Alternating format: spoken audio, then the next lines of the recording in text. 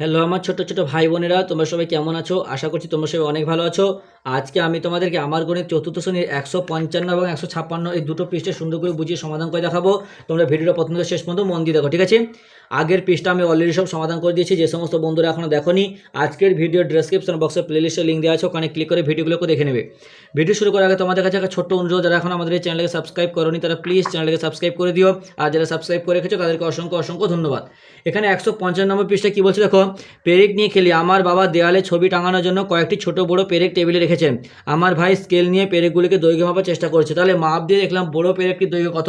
বড় পেরেকটির দৈর্ঘ্য আমি একটা লিখে দিচ্ছি যে 4 সেন্টিমিটার, আর 4 সেন্টিমিটার 3 মিলিমিটার, আর ছোট পেরেকটির দৈর্ঘ্য হচ্ছে 3 সেন্টিমিটার 8 মিলিমিটার। ঠিক আছে, আমরা আগের পৃষ্ঠাতে সেন্টিমিটার মিলিমিটার সম্পর্কে ভালো করে ধারণা পেয়েছিলাম, যে স্কেলে দেখলে দুটো সেন্টিমিটারের মাঝখানে 10টা দাগ থাকে, ওগুলোকে আমরা কী বলবো, মিলিমিটার বলবো, তাই না?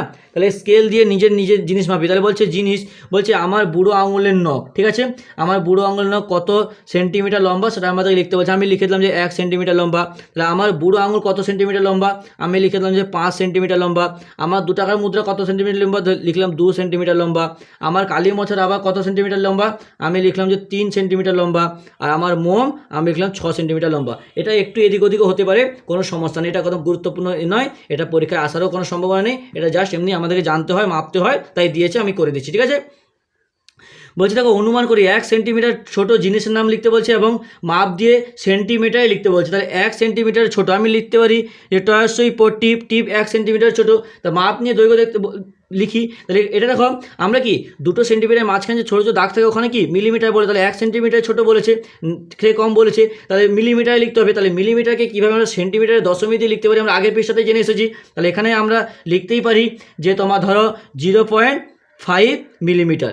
তারপর দেখো 1 সেন্টিমিটারে বড়ো কিন্তু 2 সেন্টিমিটারে ছোটো, আমি একে লিখতে পারি রাবার, রয়াকার বয়াকার র। তাহলে কত সেন্টিমিটার, এখানে আমি ধরো লিখতে পারি যে 1.5, কারণ কি একের থেকে বড়ো 2 সেন্টিমিটারে ছোটো বলেছে। তারপর দেখো 4 সেন্টিমিটারে বড়ো কিন্তু 5 সেন্টিমিটারে ছোটো, তাহলে আমি লিখতে পারি যে পেন্সিল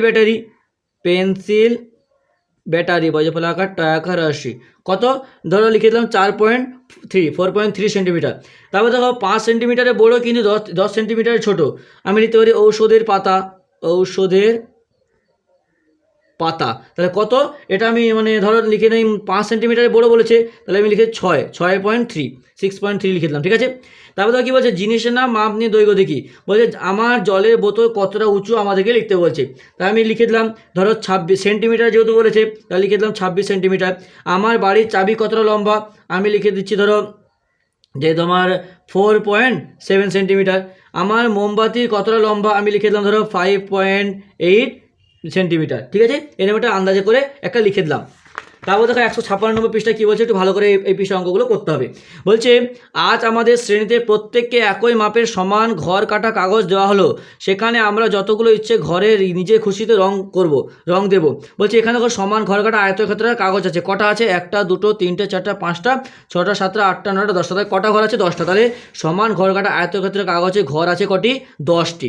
এবার দেখো বলছে আমি রং করলাম, তাহলে এখানে কত, 10টা, 10 ভাগে রং কত করেছে, আমি কত করেছি, 1 ভাগ। তাহলে কি আমরা কি লিখতে পারি, আমরা সবসময় কি বলেছিলাম যে যত ভাগ টোটাল থাকবে সেটা হরে বসবে, আর যত অংশ রং বা কিছু করবো কাজ করবে সেটা লবে বসবে। তাহলে 10 ভাগের 1 ভাগ মানে কি 1/10 অংশ।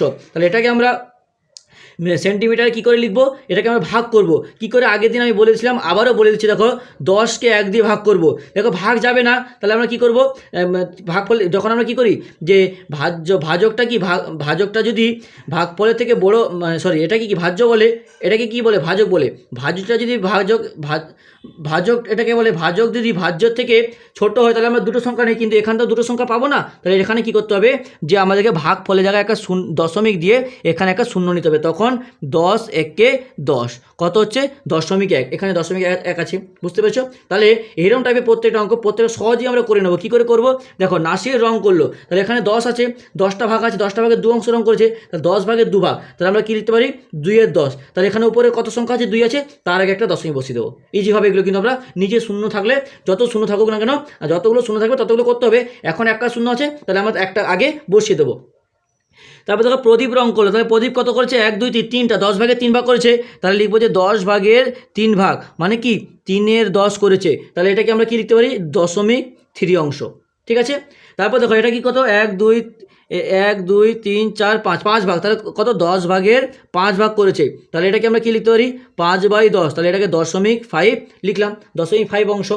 তারপর দেখো এখানে কত অংশ আছে 1 2 3 4 5 6 7 9 ভাগ করেছে, তাহলে 10 ভাগের 9 ভাগ করেছে, তাহলে আমরা কি 9-এর 10, কারণ কি যত ভাগ টোটাল করবে রং করবে সেটা উপরে বসবে, আর টোটাল যত ভাগ সেটা হরে বসে, তাহলে কি তাহলে কি লিখতে পারি 0.9 অংশ। তারপর দেখো এটা কত সম্পূর্ণ অংশ, পুরোটাই রং আছে, তাহলে কি 10/10, 10 ভাগের 10 ভাগ, তাহলে কি 10 ভাগের 10 ভাগ মানে 10/10, আর 10/10 মানে কি যখন ল বার হর একই হয়ে যায় আমরা কি জানি সেটা সম্পূর্ণ অংশ হয়ে যায়, আর সম্পূর্ণ অংশ সমান কত 1 অংশ। বুঝতে পেরেছো? তাহলে হয়ে গেল। তাহলে আজকে এতটাই থাক, পরের দিন আমরা পরে যে পেজটা আছে সেটা সমাধান করব। ভিডিওটিতে লাইক করে তোমার অন্যান্য বন্ধুদের মধ্যে শেয়ার করে দিও প্লিজ।